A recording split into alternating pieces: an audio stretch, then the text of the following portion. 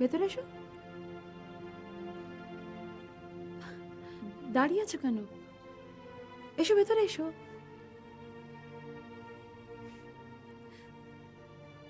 এমন ভাবে দেখছো যেন আমায় কোনোদিন আগে দেখোনি। আমায় খুব অচেনা লাগছে।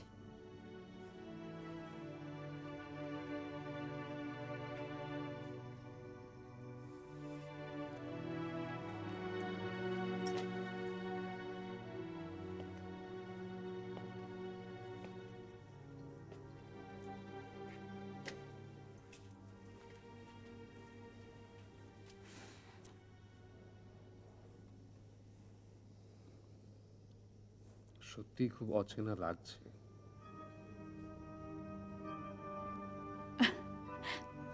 তাই হয় মশাই, তাই হয়। মেয়েদের সহজে চেনা যায় না, একটু একটু একটু করে চিনতে হয়, বুঝেছো? জানো, আজকে না আমি তোমার জন্য একটা নতুন প্রিপারেশন বানিয়েছি। চটপট চেঞ্জ করে নাও, যাও। দাঁড়াও,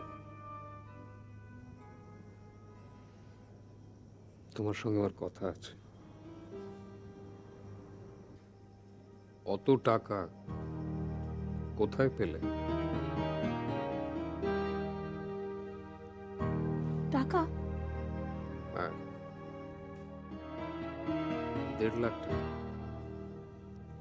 তুমি তাহলে সব জেনে গেছো? তোমার কি ধারণা ছিল আমি কিছু জানতে পারবো না?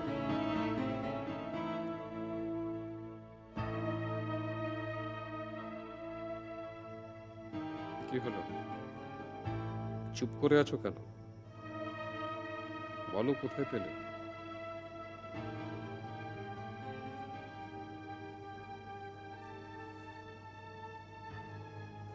তুমি যখন দাওনি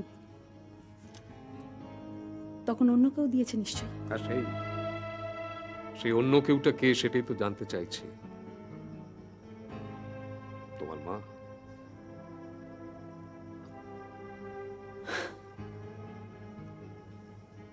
হ্যাঁ,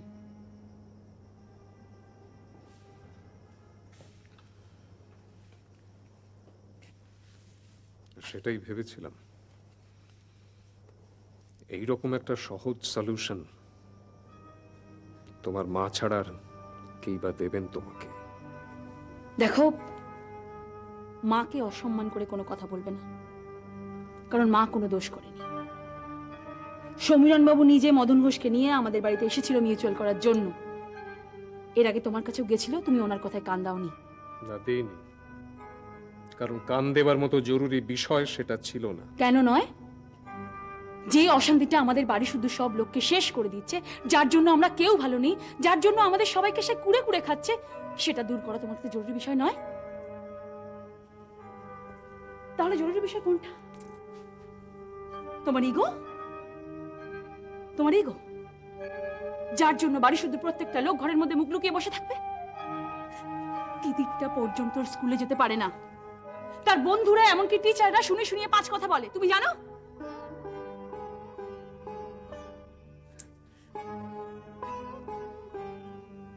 তোমার জন্য আমাদের সবাইয়ের জীবনটা বিষময় হয়ে উঠুক, এটা তুমি চাও? তুমি চাও এটা? আর মাকে নিয়ে তুমি কি কথা বলছো? হ্যাঁ, এই বিপদের সময় যদি উনি না দাঁড়াতেন তাহলে আমি কোথায় যেতাম, কোথায় গিয়ে হাত পাততাম আমি? অতগুলো টাকা জোগাড় করতে মায়ের কোনো কষ্ট হয়নি? টাকাটা দেবার আগে আমার সঙ্গে একবার কথা বলার দরকার আছে। এটা তোমাদের একবারও মনে হয় না? একবারও ভাবোনি যে আমার সম্মানটা কোথায় থাকবে? আমাদের চেয়ে, আমাদের সুখ শান্তির চেয়ে তোমার সম্মানটা বড় হয়ে উঠলো এখানে? হ্যাঁ, তাই তাই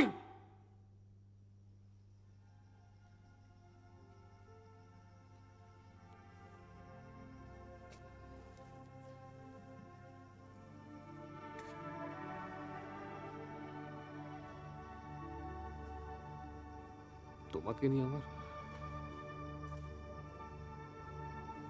একটা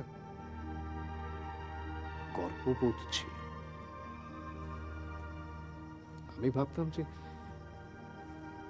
তুমি আমার লড়াইটাকে বুঝো, আমার পাশে আছো।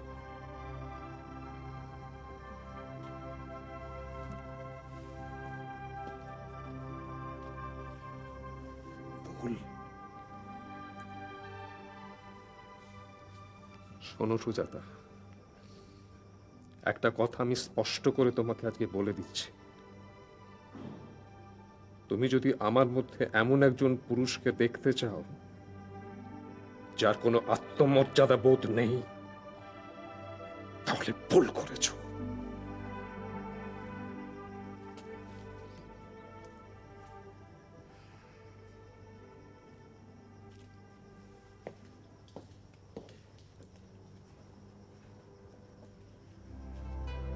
কি হয়েছে মা?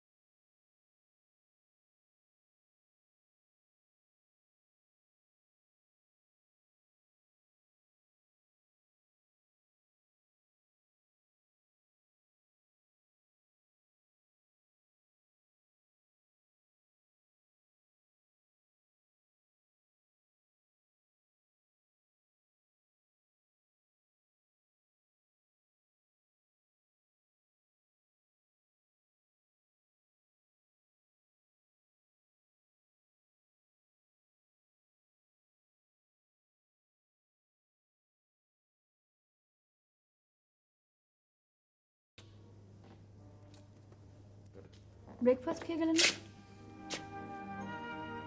না,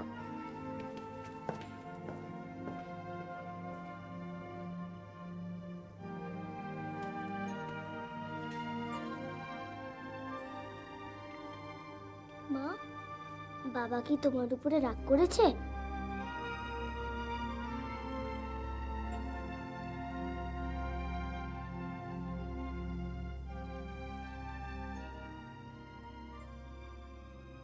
এই নাও ভাই তোমার 25,000 টাকা, বাকি টাকা কদিন বাদে দিয়ে দেবো।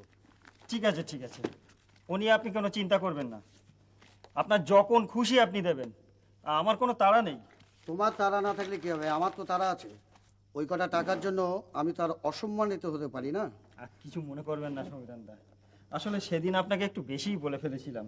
ঠিক আছে ঠিক আছে, সমস্ত কথা বাদ দাও ভাই, টাকাগুলো নিয়ে আমাকে একটা রিসিট করে দাও।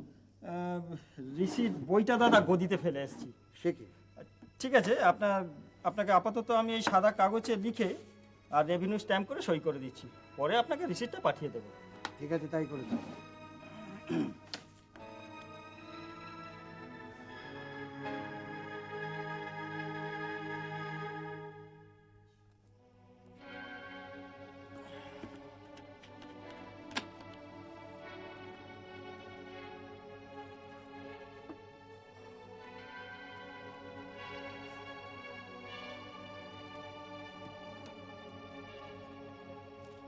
মাল যা লাগবে দাদা আগে চলে আসবেন, কিন্তু আমি কিন্তু সব রেডি করে রেখে দেবো। আগে মার্কেট থেকে আউটস্ট্যান্ডিংগুলো তুলি, হুম, তারপরে তো নতুনভাবে চিন্তা করা যাবে মাল তুলবো কি তুলবো না। আসলে মাল দেওয়ার সময় তো তুমি খুব মিষ্টি মিষ্টি কথা বলো, আর টাকা পয়সা বাকি থাকলে তো ছেড়ে কথা বলো না। প্লিজ প্লিজ সংবিধান দা, কিছু মনে করবেন না। আপনি তো বুঝতে পারছেন মার্কেটে আমার কত টাকা বাকি পড়ে আছে, আর মার্কেটের এখন যে অবস্থা টাইট, তাই আপনাকে সেদিন। ঠিক আছে ঠিক আছে, ওসব নিয়ে ভাবনা চিন্তা করতে হবে না।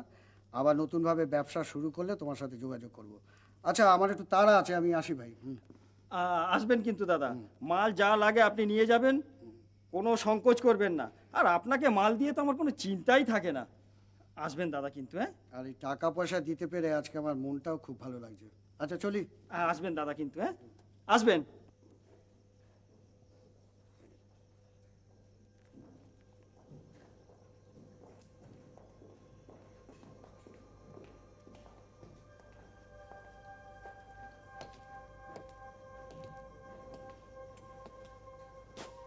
দেখেছেন আমাকে?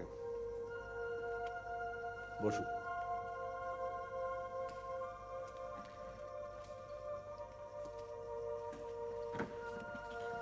একটু কফি বলি।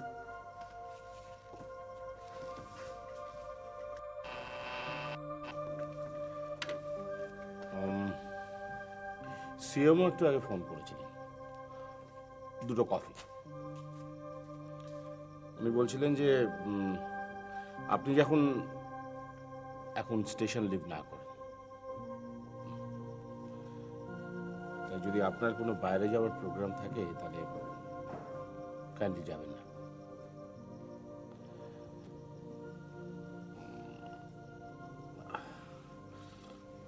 ডক্টর রয়, মানে যদি ব্যাপারটা সত্যি অনেকটা গড়ায়, মানে যদি সত্যি সাসপেনশন অর্ডার বা অন্য কোনো ধরনের শাস্তি হয় আপনার, তাহলে তো সত্যি কথা এই ইনস্টিটিউশনে আপনার পক্ষে সসম্মানে চাকরি করা সম্ভব হবে না। আমি আপনার হিউমিলেশনটা ফিল করতে পারছি। মানে ইন দ্যাট কেস আপনি কি কিছু অল্টারনেটিভ ভেবে রেখেছেন কিছু? না, অত দূর পর্যন্ত ভাবিনি।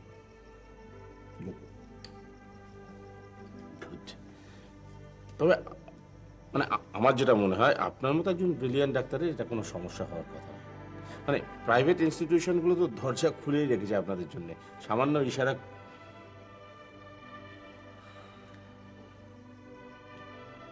আপনি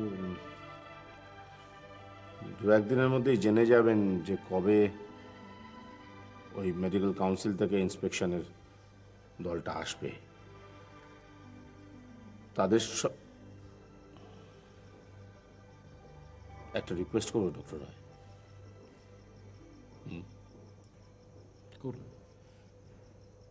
if you take me as your well wisher, আর প্লিজ মাথা গরম করবেন না। ওখানে দাও। মানে ওরা যা যা প্রশ্ন করবে একটু ঠান্ডা মাথায় ভেবে চিনতে তার জবাব দেবেন প্লিজ। অনেক তো হলো, একটু কেয়ারফুলি ব্যাপারটাকে ডিল করবেন। সত্যি কথা, মানে ডক্টর রয়,